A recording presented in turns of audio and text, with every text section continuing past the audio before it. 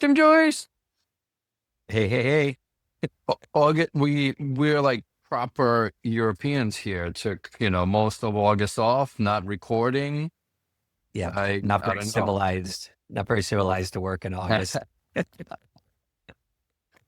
Though I do miss our Wednesdays. The shot gives me a good shot of energy. So, Yeah. but listen, let's get right into it. We have our guest waiting. And honestly, I can't believe we actually haven't had Eric on. This is Yep. episode I think 173, and only now we get Eric on with us. Shame on us. Welcome. One of the legends, one of the legends. Hey, Eric. Hey, how are things over there? Oh, Excellent. Excellent. hustling as always. Well, welcome to the Shot of Digital Health Therapy. Appreciate you joining us. Thanks And for inviting me over. yeah, no, Absolutely. the party is on. So, for our millions of listeners and viewers, tell us about Eric. Who's Eric? We Give going. us the full background, and then, we'll And interrupt I you. have to say, I'm really excited about this one because I feel like we've had so many great conversations over the years, but we've never got a chance to kind of sequester you and ask you like the origin story all the way to where you are now. So Yeah, over to you. I think really thanks, Jim, that you give me a bit of chance to get just to getting into the conference, and I'm happy to just a couple of hours to talk about this, and then we can move on. So I feel very much at home, knowing you and knowing everything, all the good work that you do as well, in different ways and shapes, and all the ups and downs. And I'm happy to share some of that. And maybe to start off with who I am is Yeah. I'm here close to Amsterdam, born and raised. Started my career in technology at the time that computers were still important. With Hewlett Packard in Netherlands and Switzerland on the European head office, and in the US in California. Had a really beautiful couple of years living in California in the Bay Area to work for HP, and then we got in the meantime I was married with Wilma and two kids, and all of a sudden I got the message like we go home, and probably a good idea to go to pack your bags too, because we all go. And some of the reasons were, of course, personal, but also you could see that the trends that are going on there actually already started at that time, where things are getting a bit more difficult in the sense of, let's say, safety, polarization, some of our friends challenges. So in the end, we said, okay, let's go back to the family in Netherlands and raise our kids here. And And how old were the kids then? Just they very were young? like 2 and 4, yeah, very young. Very Yeah, young. very young. Okay. Okay. And So they were born in the States. actually, they were born on the way over. Every time, so we moved like 7 times, and every time there was a move, there was a kid coming over as well to join us. And if it was Okay. not a kid, it was a cat, sort of. Okay. You end up with. I will remember that we left Europe with like 40 cubic meter furniture and stuff, and we Yeah. came back with like 90 cubic. Oh, I thought you were going to say Get a message 400. from I Yeah. get a message from ASP like, part of this is going to pay yourself. But anyway, But before you jump off that, like, so what did you like? What did were your parents into technology, or how did you kind of come about wanting to get in? Did you study computer science, or? no, actually, in my study, I was actually starting off with econometrics, which was at the time quite a new area. Yeah. A lot of mathematics, and at a certain point in time, I said, okay, maybe I just shift to economics. Yeah, knowing that I would want to go in that direction a bit more. Yeah. So that's where I did my master, all in Amsterdam, all in a quite close proximity. And then I started to work on a thesis and on some internships on different financial processes and Okay. information technology related Mhm. systems. So that combination then led me to do a bit of work on on that side. And then I was asked by, at the time, PwC at the time, to work with them on their client, which I really liked. But at a certain point in time, I felt like I'm really a bit more on the business side. Okay. So that's where I then started to deploy for a US software company, a business in the Benelux, and make that company actually sort of establish that company. Okay. So you could see then that I was already at that time, early in my career, really like to set things up. I was going to say very entrepreneurial. Yeah, very much, because there was nothing, and lots of work that need to be done, and of course lots of people management and stuff and issues and whatever you. And that was all driven to actually quite large companies that were having IBM mainframe computers and software on those computers and everything around that. So there was a bit in technology at that time. When you were a kid, you're probably at age 2, biking alongside the canals in Amsterdam and going to the playground or wherever it was. How would you? I thought you were going to say red light district, but that was when you were, how would people have described you? Were you just doing like, at the playground, just doing like operating plans, or were you into sports, or were you kind of a nerd? How would you describe yourself? Or all of the above. Or all the above. Yeah, I think they would say this guy is bossing around a lot of people, and like to take charge of things, and make sure that nobody's actually getting into trouble once in a, and also let's say a lot of friends, a lot of activity, and in my teens I started to do a lot of sports. So I was into football, of course, soccer being really popular. Then I made the choice to either go into more of a American based, because I always had this attraction to the American type of sports. So I first played basketball for a bit, and then I started my, let's say, career in baseball. Oh, wow. In the Netherlands, not an average sport. It's a small sport, but it's so that was really nice. So I played that for quite some time. But by the way, just curious, does like Steve know this little fact? Is there anything you're going to disclose today that Steve doesn't know? Because that's going to be the challenge. Number one fan. I'll let you know. I'll let you know. Okay. There are many things that we cannot disclose, Eugene, as well. So, but so some essential questions here. What position did you play in football? In football, I was, of course, the last man standing. So making sure that nobody got between the very close to got it. And then in baseball, guess what? Catcher and third base. Yeah, got it. So you're always protecting home plate. Protecting the home plate on one side, and also in third base. What I really liked is that you don't have to think much; you just go do. So I played at a certain level where you can really say that this was a hot corner, and I really enjoyed it, because it's just like you're in the middle of the fire, and it's exciting. Also, there was a difference in my batting average, went down like 100 points if I go into the catching mode, because of course it's standing up and down, and running around. That was a bit of a strain on my batting performance. I was betting on third or fourth in the lineup. So that was my role, to make sure that nobody was anymore at the bases when I was over. When I left. So that's really exciting, and I really appreciate it. Interesting. So that fact actually, and then living in the US, of course, was all very, let's say, natural. And and of course, I talked to Steve about this, of course. Holland, when we try to find opportunities to go to games and stuff like that. Yeah. So let's jump back. HP, you're heading back. You got 90 bags, cubic meters of furniture.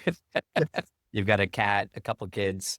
You got a wife that, in a very soft Dutch style, said, "We're moving back." Very much, and also in a partnership mode. Let me put it. So there's always win-win amongst us. and it has to be that way. So then I found out that when you come back after you've been early in your career, moving out of the Netherlands, they saw me leaving as a manager. And then, of course, you're coming back as somebody completely different, but they still remind you of what you were doing before. Right. Mm-hmm. So that was a bit of an interesting exercise. Reintegration. And I stayed on for 3 more years because of what I found also out that they are in the operation side not really continuing what the plan was that I was having for in this case, the Northern European region. So I had to sort of pick up the gloves again, create what was created before, and then I got into a dialogue with the HP management, which was an interesting dialogue. With, of course, at a certain point, you know that you're not going to win because it's a 120,000 people company, and at that time there was not anymore the open HP culture, so it was better to shut your mouth and just do whatever was said. And that was not exactly how I was grown up in the company. Yeah. So after a bit of It's dialogue, not in your DNA, Erik. No. No, we knew. It's just not in your DNA. So if it doesn't make any sense, it doesn't make any sense, and you need to stand for that. And also, if you feel like things need to move on, then we need to move on. So don't tackle about too much. But at the end, it was good for both parties to split. And so all of a sudden, I had a lot of time on my hands. And then my wife said, this is not going to go well with you. So after 1 or 2 months of circling around playing golf all the time, she said, it's we have opportunities. Let's go work again. And then I did some searching, some whatever. And I actually stepped into a renewable energy company. At the time, it was retail energy on electricity. That was on the back of the liberalization of the energy market. Oh, wow. And interesting enough is a lot of what I see in the dynamics there, in the overall European global, actually you can apply also to the healthcare system. So it's really interesting to learn a lot on this quite complex ecosystem with regulators, with procurement, with sourcing, let's say all sorts of, market inefficiencies, you can say, and ineffectiveness. And how and bureaucracies. Yeah. So it was really interesting because it was startup. So everything was the same in HP, but there was just 3 zeros gone in the P&L and everything. So I was, okay, how do I cope with this? But after 1 or 2 months, you start to really get into the mindset immediately. And I found out that both upwards and downwards, this is just in your mind. You need to adapt quickly, and more or less, a lot of things are the same. Of course, in the resource side, in a smaller company, you have limitations, but the complexities and are really at the same level, you can say. Yeah. And maybe even more if the companies are smaller and so let's say the industry is evolving. You are in a more fragile phase. So that was quite interesting. So that was very Dutch. So it was my first time I was really in the Dutch market. Right. And we built that company up from that almost inception to 800,000 customers and $500 million revenue. So we prepared an IPO and together with ING and to actually go to an exit for existing shareholders, which were venture capital. So I also had the pleasure after my HP experience to work with venture capital. And we can spend another couple of hours in another event. But it's really interesting and also really learned a lot on, let's say, the governance side and the whole industry side in a very dynamic environment, which was not normally the case in energy and electricity market and even gas market, because nothing changed mostly. And now all of a sudden in a couple of years, this whole market actually dynamic changed. What was the name of that company? It started with energiebedrijf.com, which is like energycompany.com, which was at the the dot-com fallout actually, and it ended with Oxio, which is OXXIO. And we exited the company because a month before the IPO was planned, Centrica, the British gas, incoming from the UK, actually acquired Oxio. Okay. With the plan to actually bring Oxio into the European market as a, let's say, a competitor, low-cost competitor in providing energy to the masses. And that was, of course, also quite exciting for the management team and the company and share and everybody. So really exciting. So then what happened was a bit of a technical, that the upscale of the upstream assets were not really addressable for and accessible for Centrica. So they were pushed out of mainland Europe at that time. E.ON, Electrabel, RWE, and all of those, and Gaz de France, they all sort of started to close the fence for players. So then we changed the strategy. The treasury was changed, and then it wasn't that worthwhile for me to stay on. So I then made the decision in good harmony, because we had a plan to stay on for 2 or 3 years.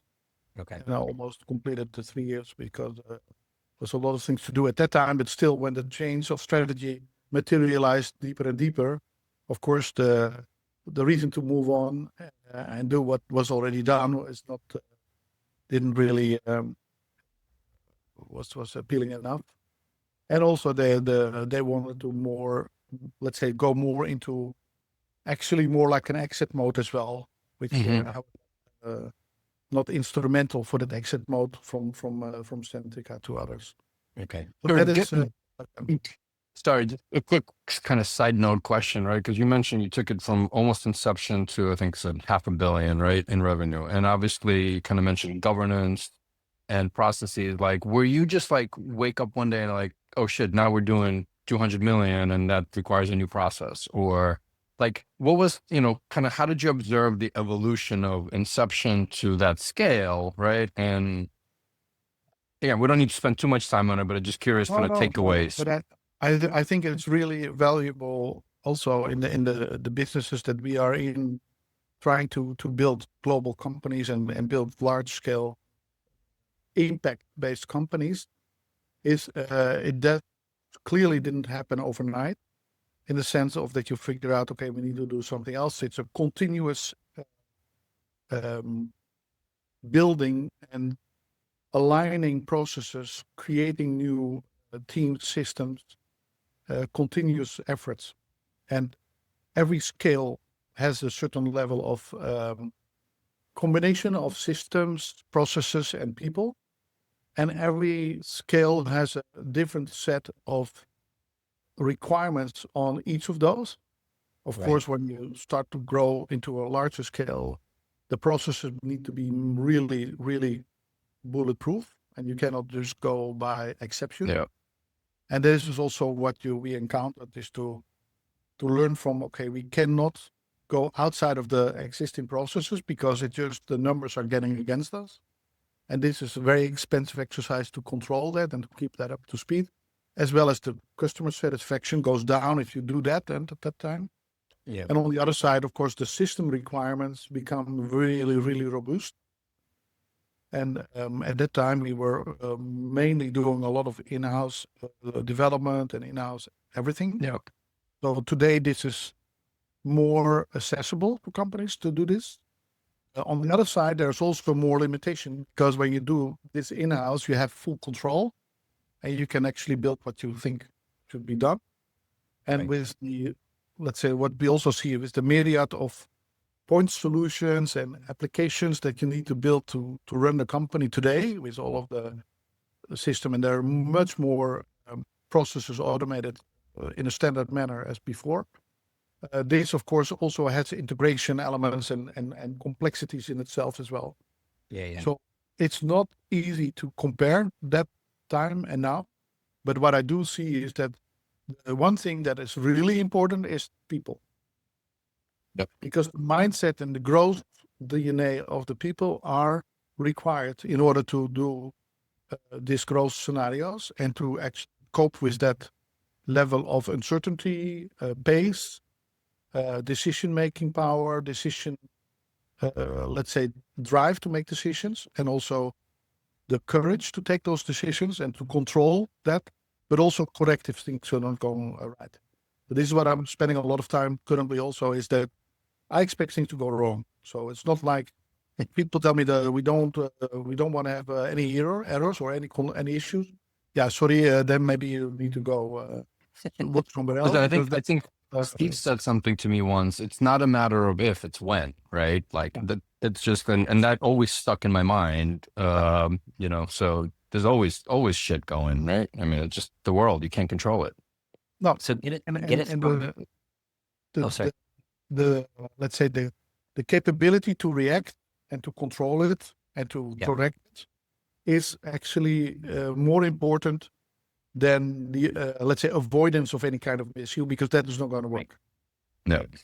Right. Great. That's a bit exciting, and also what I see now in the generation difference there is that the current generation is a bit more, let's say, alert for issues than the generations before that I see. Is that the acceptance of mistakes, or the, let's say, I don't want to call it fear, because the uncertainty, coping with the uncertainty is a bit more difficult now than it was. Agreed. Because everybody is expected to do everything right and be successful, tell everybody how successful you are. But this is an illusion. That is not going to happen. And you better deal with that. And that's also why I spent some time. That's why I have a picture perfect Instagram account, right? So. Hologram. But okay, so you then went, okay, so we scaled to $500 million. We almost went public. It got bought out by Centrica. You managed that whole thing, and then did you go? It was at Philips after that, or where'd you go from there? Yes. So then actually Steve and his colleagues said, you know, why are you not coming to Philips?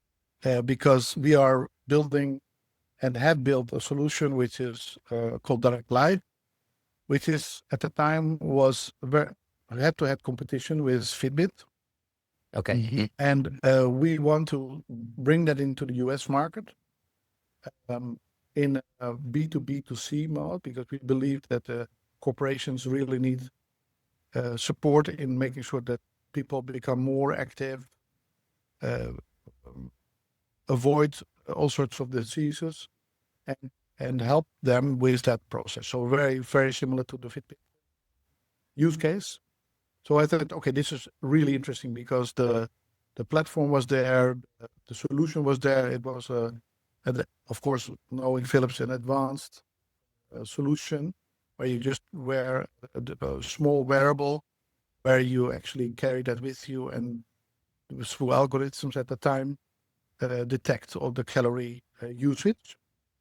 So in the background, what we then said there is, so actually they convinced me to come over, because Philips, I really admired Philips at the time that I was working in, let's say, a previous period, because it's of course an important Dutch company with a very rich history.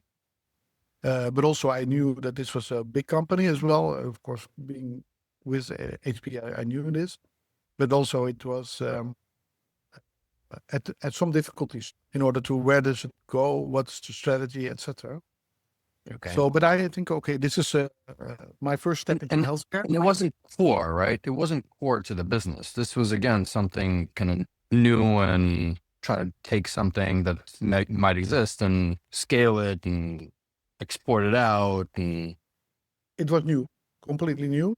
Yeah. Of course, the lifestyle activity was already there, with all the device, the shavers, the toothbrushes, and everything that is around, let's say, health, but more on the lifestyle element. Kind of.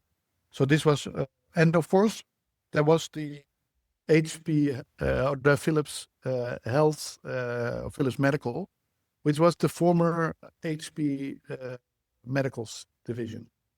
I came over, I saw a lot of my previous colleagues in HP as well. Okay, so I'm like, I get just unpacking this, and also for our millions of viewers, we keep referencing Steve. So Steve is Yes. Steve is our spiritual guide to the shot of digital. Steve Seuntjens, who's your partner. He's our best fan and our part. And you got to know Steve, who's been a guest on the shot. You got to know Steve from where? From Philips. Okay, So he so So they kind of recruited you. yeah, he was at the Got it. incubator of Okay. healthcare. Of lifestyle. okay, Working in a team to build those solutions, and they were looking for a leader to run that business and Okay. set this company. okay, And with my background of being in the US and worked for a large company, also worked for a small company, growth company, and my own And being Dutch. diet. And being Dutch, it's easy to living very close to the office. Yeah. Very efficient. But I'm not sure if that was the most, because Philips was quite an international company.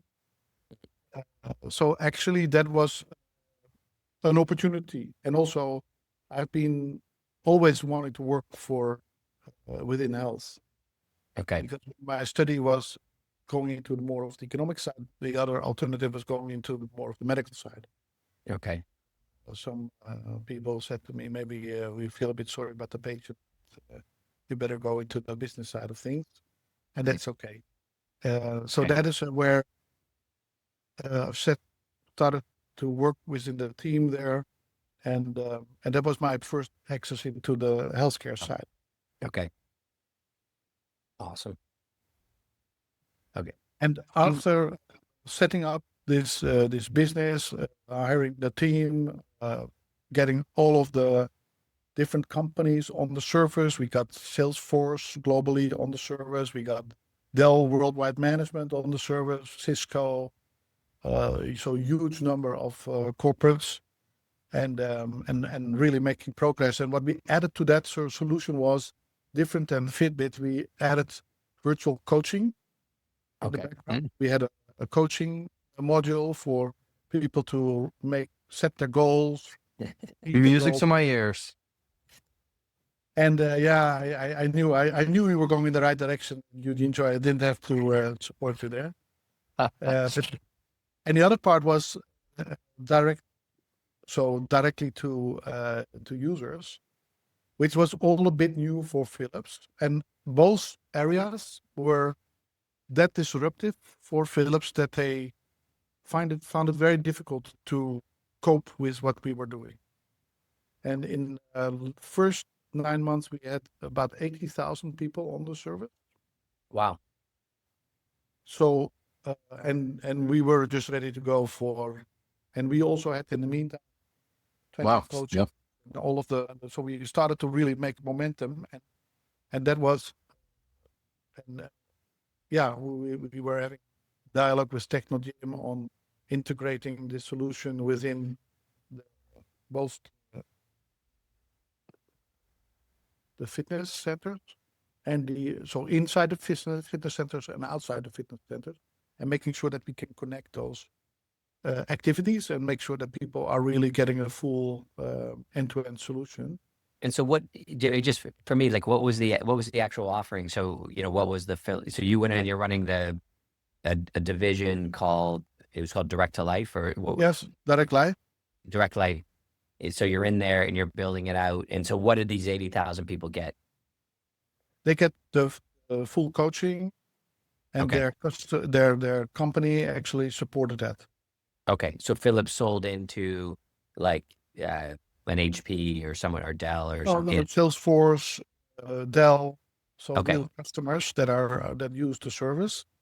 Okay. And those customers could then see the activities of their management and the activities of the teams, the activities Wow. of people, and they could start to do like competitors, let's say, Yeah. content and campaigns amongst themselves, as well as making sure that people feel a bit what you can see now is still happening. It's like a group dynamics of how to make sure that we are meeting our 10,000 steps and Yeah. making sure that we remain active all the time. So this is digital health before it was digital health, right? Right. Exactly. Yeah. Okay. Fantastic. So then what happened? So then there was a decision to be taken, move on or not move on. And I felt that the company itself was not ready to move on. Okay. And company also felt that they were not ready to move on because they didn't. And then I said to Steve and others, okay, I'm not going to push this against the stream on one side. On the other side, I think we are here. People can take over, and I'm going to move on. And that's when Steve and I start talking about, okay, this whole industry is evolving. Right. I'm 2012 now, even 2000. Okay. It's evolving, and why are we not setting up a fund to support that? Because there's a whole, let's say, category that nobody recognized at the moment. But this is the only way to scale. This is the only way to get things done. Right. And this is also the only way that we can actually offload the pressure of the health system. We can reach many more people than we would ever be able to reach otherwise. Okay. And the problems that we are seeing in the demography and the challenges in the health system, they will just get worse and they will not get better with the systems that are working today.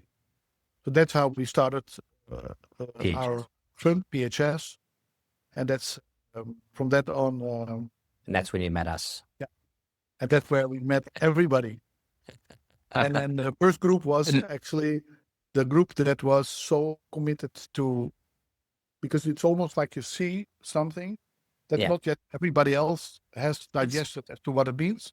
Yeah. And that, of course, creates a bonding factor.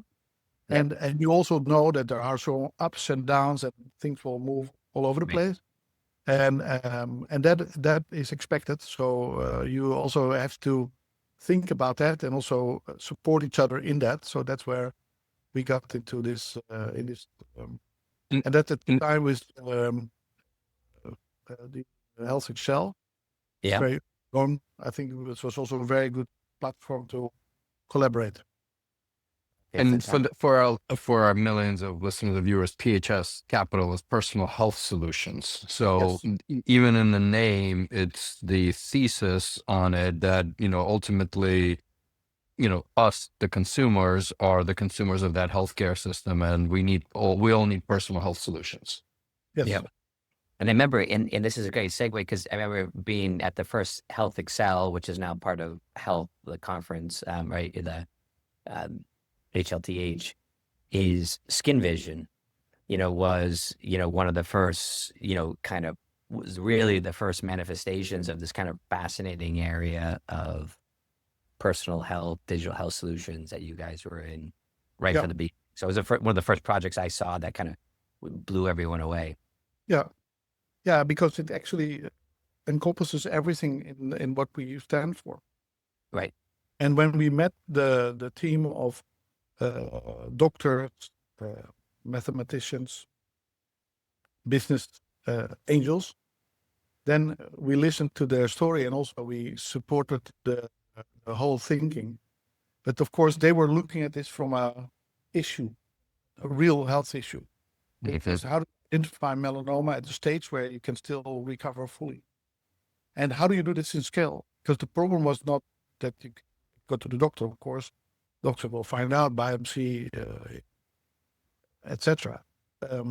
But of course, the number of people that go to the doctor is very minimum. And also, the people don't have any clue what they need to look for. And then if they find something that they find strange, then it's just an observation. And it's just a coincidence if it's on time or not. So this is a disease state, which is really important. That you can actually enable people to actually look at. So for us, I know, I know SkinVision. It's actually an app. I remember I downloaded the app, I think 10 something years ago, and I, was still using it. So what is SkinVision? So what we built from that vision is SkinVision, where basically we said, create a technology platform that allows people to download this on their smartphone. Yep. When they want to check something on their skin, like a skin spot, let them make a photo. First, identify and give them awareness that they need to check their skin in the first place, which is a part of our campaigns as well. Yep. And then allow them to provide a medical device that they can make the photo and get an assessment if it is important to go to the doctor for further treatment, further diagnostics.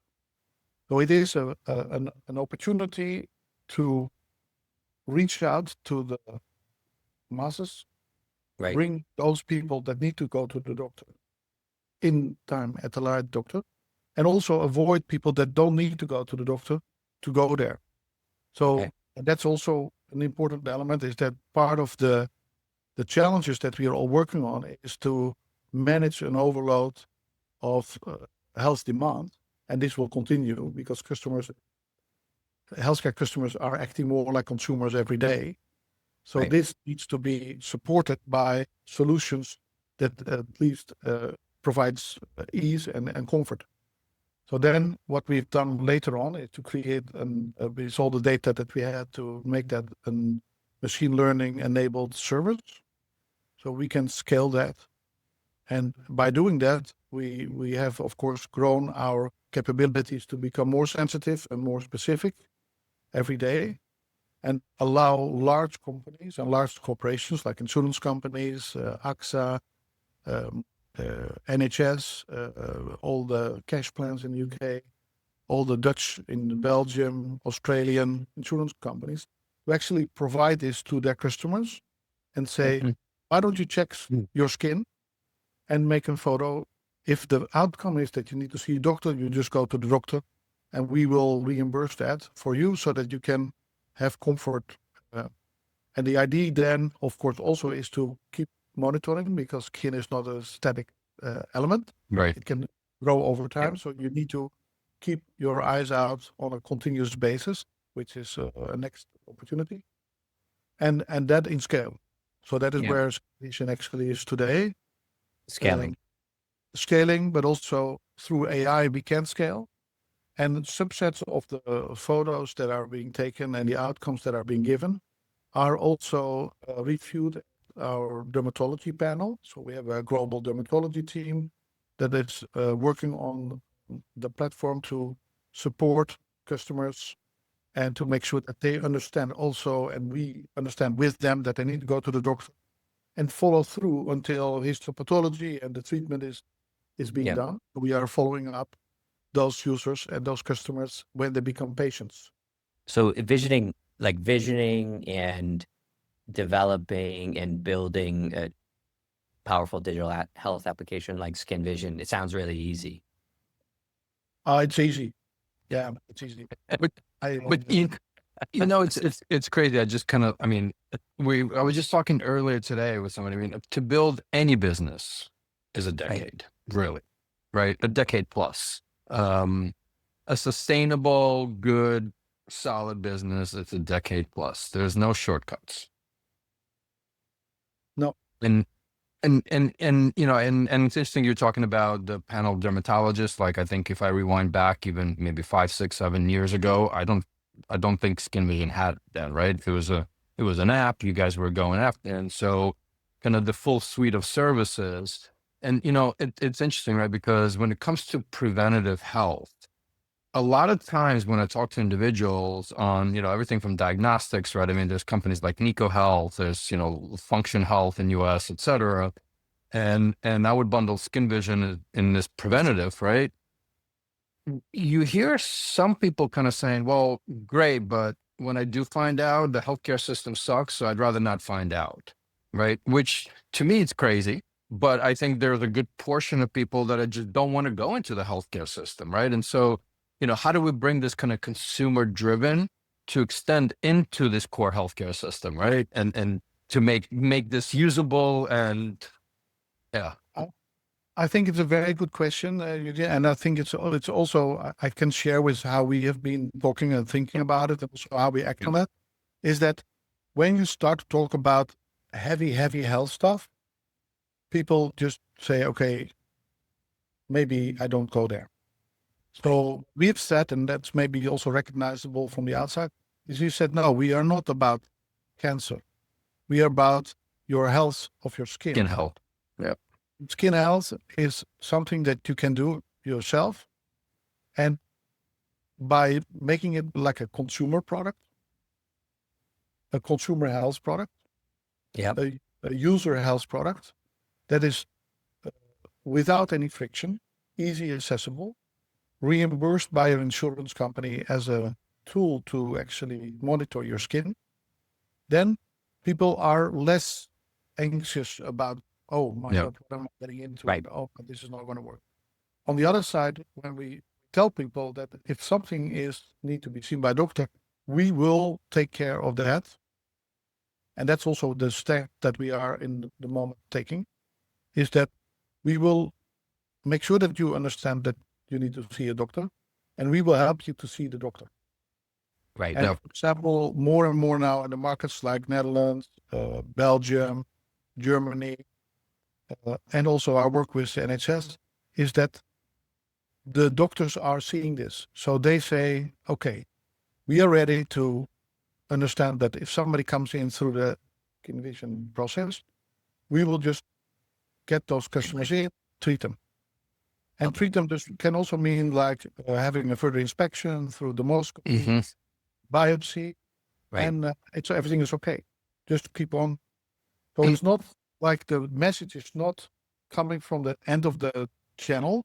The The road. message is coming from lower the barrier to entry, and Right. with that also reduce the burden on the health system. And that's a really interesting mindset that a lot of customers of us now are taking, and to the level that they say, why wouldn't we use SkinVision for our Yeah, why wouldn't you? I always felt that way. Like I've used it in my family forever, where, I'm not the most anxious guy in the world about things, like, so in general. And, my wife could be a little bit more anxious than me. God bless her that we have a responsible adult in the house, The yin and the And, yang makes the perfect circle. and someone will get a little mark, a mole or something, one of the sons. And it's for me, it's kind of an anxiety management tool, to keep peace in my family, right? That's something, that, okay, this needs to be checked out. I think something's suspicious. We go in and then we have the history because we scan the mole or wherever it is. And then we get the feedback loop, right away. Okay. Do we know to see the doctor on this, or do we, is this kind of standard to what the image was before? And it's just like, for me, it's a godsend, because it's like the amount of like the mental pain, we would have gone through to investigate a false positive, and like the anxiety in the house and what's going on and the medical appointment, you kind of quickly tear your world up and down, like within a couple of days, to kind of, in a very panicked manner. But the interesting thing is, because of your deployment channel, I think there's aligned incentive, right? So if I'm an AXA, insurance holder, right, and I get this as a benefit, of course, it's in the benefit of AXA, if God forbid there's something found, to get there earlier, right? And then therefore cover the benefit. And by the way, there's a, set of dermatology clinics in the network and right?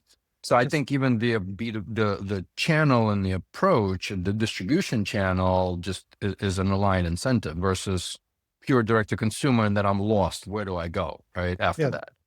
Yeah, I think that we see both channels working well, but the channel that works well on the B2C side is the channel that is really access to care is starved. Right. Okay. In the AXA situation, really, that's where also already the customers are being managed into the system and really taken care of, which of course is fantastic. And to go into the mode of what we're just saying is, why wouldn't you use it? It's like, if the insurance companies are able to support this, Right. and they can release pressure from their participating health systems, Right. they actually have an interest also themselves to only see the ones that need to be seen and not the ones that don't need to be seen. But also they are seeing that their users and their customers are really getting more into their self-care. So they become more reliant on services like SkinVision that can support. Yeah. And that can also be in mental health or in other domains where people can become active themselves in terms of, and even also in the what we just discussed on DirectLife and activity-based programs is really, these are, let's say, solutions that you can bring. And Right. when you start to connect the dots within the system, Right. that's where people say, why wouldn't we actually do this? Because we are not helping our customers by not doing this. Right. For example, in the Netherlands now we are moving to 80% of reimbursement for all of the Dutch people. So also the doctors would say, yeah, but this is really great because we know we can rely on this. We can, and that's now where the dermatologists say, okay, but if people are being treated for cancer, skin cancer, then we would like to give them an aftercare solution, including the SkinVision For monitoring it. Lovely. No, So So you now said, we are connecting the dots. yeah. So I got a chance to see you at Health recently in Europe, right? In the health conference in Europe. You said to me, you're like, Jim, this is the stage I love. So you're I don't know, we haven't said it, obviously we'll put it in the notes that you're CEO of SkinVision, right? So, and you really nurtured this thing, with your fantastic team for a long time, but you're like, this is the stage I really love, the company. So maybe unpack that. Yeah, because of course, this everything comes together on one side, and also the level of momentum is just increasing, and it becomes quite exciting to connect the dots. And then of course you can unlock the potential. And I also really like to think that this is not only for this is first of all for our patients, for our customers. Second, for the system. Maybe second for the doctors. Third, for the system.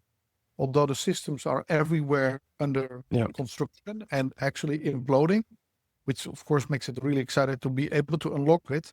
And when you can unlock it in different solutions, you set the stage to unlock it broadly. So we need examples of how to unlock it. And this is also what I tell my team every day, is like, wherever you can participate in the industry dynamics and have dialogues about what we do, why we do it, and how others can learn and support that with their own use it and their own businesses, the whole system will be better. So we are not, because skin, of course, is a part of the health system. Every disease you can actually marginalize in the health system, because there's so many diseases. When you talk about it, is this going to make the impact on the whole health system? Right. Very difficult to point out what is the whole system. So we need to start step by step, solution by solution, and in this entirety, we can make the systems sustainable. And I hear a lot of stories about doing everything for everybody all the time. And to be honest, I've never seen everybody all the time being successful or getting any traction. So we really need to see it as an ecosystem and focus on, of course, solutions, but also see the whole ecosystem as one, where each and every solution will help to sort of move the system to a better place. And it may sound quite philosophic, but it's really how I've seen systems evolve, and the success of one contributes to the success of the whole. Yep. On that note, Erik, because I know we were gonna go for like 3-4 hours today, but we're gonna cut all of us off. So with that, Jim, I'm gonna pass it to you for your final question here. So, yeah, put yourself, into the future. So we're going to go into the future, and you get an invitation to the Hewlett Packard Philips Alumni Society, Philips Alumni Executives that has been formed, and and they're now hosting a massive health technology conference about for successful companies that have scaled, clever, high impact system solutions globally. And they've asked you to, they're going to do the event in the Bay Area, and they've asked you to come in and be the keynote speaker at this event. So you get an invitation, through your app on your phone. You get an invitation that says, hey, we need you here to give this keynote talk. And the reason they need you to give the keynote is because now SkinVision is in the hands of, it's gone from the NHS, up the Dutch insurers, all across America, into Latin America, and everyone walks around with their SkinVision app, and we're countlessly saving people needless anxiety and costs and systems and treating them earlier on. And there's like, how did you do it? What was there? So you're giving your talk and you're talking about systems and approach and how to apply these different things, and people are just enthralled. But there's this handsome young man about 3 rows in on the stadium. He's just staring at you the whole time. And he, as soon as you step off the stage after giving your talk, he says in kind of an Americanized Dutch accent, he says, Erik, you don't understand. I need to talk to you in a very Dutch way. I need to talk to you. And I've been the fullback on a soccer team. I've been playing defense on soccer team for years. I third baseman. I was a catcher for the Dutch baseball team. The Dutch baseball team. I've worked in big systems, energy companies. I own cats. I've set up, and I'm now about to build my first digital health tech application. You have to help me. What's that one piece of advice you would give that younger version of yourself? Is always follow your dream, and and validate your dream by a couple of things. One, is it a solution for a problem? If it's not a solution for a problem, it's a solution in search for a problem. It's very difficult. And if you know who is the beneficiary of that solution, you will get where you are. So really, and then everything else will be a matter of execution on one side, persistence on the other side, and also never build bridges, because everybody is part of the ecosystem. It's one big family in the end, and everybody will respect the ones that are continuously moving towards making progress. And in the end, water always flows to the lowest point. So when you have a solution that is actually makes sense, you will get the success that you actually ask for, and that you are after. And in the meantime, it's persistent. It's never. It's humble. Maybe also put your head down when a lot of noise. There was a lot of noise last years, maybe a couple of years ago. Maybe everybody knows. A lot of noise, a lot of pressure on things that need to be really quickly organized and this and that or whatever. And to be honest, we decided for different reasons to not go there and not participate in that drive at that time, because in the health system, and maybe that's another component, in the health system, it is really about long-term sustainable quality and proof. Yep. And nothing can be done forcing through. Awesome. So persistent, humble, dreaming. And dream. Yeah, follow your dream. It's Love not it. dreaming. Dreaming sounds a bit like it's follow your dream. So Yeah. maybe if it turns around, our strategy was always what it is today. Awesome. And we have adapted the nuances, but we have never and we have changed our let's say maybe the vision is always, the problem is always the same, and you change, of course, your strategy about a few times to deploy and to organize, but never get that detracted to lose your path. Stay the Awesome. course. Love Stay it. the course. Erik, thank you very much Erik. for joining us, and for all of our Thank you. listeners and viewers. See you next week. We See you promise. next week. Thanks, All right. Erik. Bye-bye.